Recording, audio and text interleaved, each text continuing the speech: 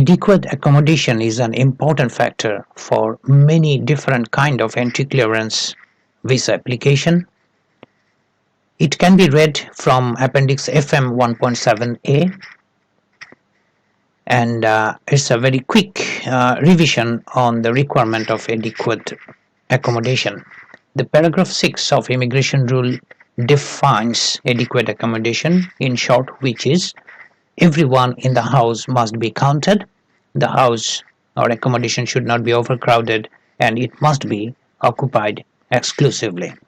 One standard we need to remember while calculating whether the space is adequate or not, which is two persons of opposite sex over 10 years old and not couple cannot sleep in one room.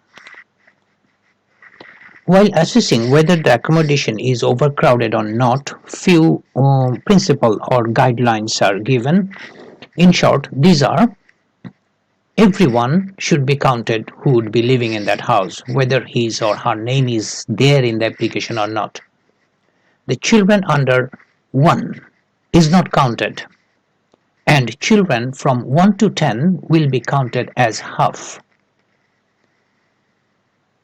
Then you need to count the sleeping accommodation, sleeping arrangement, like the bedroom. The living room can be considered to be sleeping arrangement, but the other places like washroom, kitchen, loft, bedroom, basement, etc., of course these are not sleeping arrangement. Now some guideline about the room versus person. If there is only one room, meaning one sleeping arrangement, 2 persons are allowed to stay. For 2 rooms or 2 sleeping arrangement, 3 persons are allowed to stay.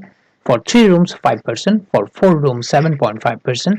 And for 5 rooms, 10 persons are allowed. This is the guideline. It can be easily understood with an example. Let's consider a couple lives in 2-bedroom house. So we can consider that along with 2 bedrooms, there would be 1 living room also. Let's consider that they have one daughter 5 years old, one son 7 years old, another son 12 years old, and they have a newly born baby. Can they offer accommodation to a visitor? Let's count the sleeping arrangement. It's a 2-bedroom house which has 1 living room, so total 3 sleeping arrangement, which will allow 5 people. Let's count the people now. Couple, 2 people. 2 under 10 children together will be 1 person.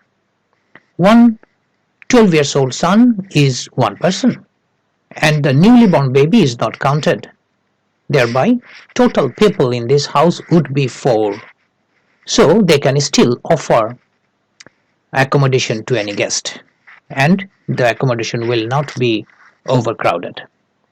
While making an application, the evidences in support of adequate accommodation are, some of the examples are as follows. Like if you own the property deeds can be given, mortgage arrangement can be given, arrangement letter, tenancy agreement letter or lease agreement letter, etc. are the good proof of accommodation. Along with that, the letter from family member who is providing the accommodation is a good idea. The best one is the immigration property inspection report. It's little costly, though. It will cost you about 100 to 150 bucks. And in the covering letter, the description of the property is an absolutely brilliant idea. So that was a quick revision on the accommodation requirement with many of type of applications. Hope it helps. Thank you.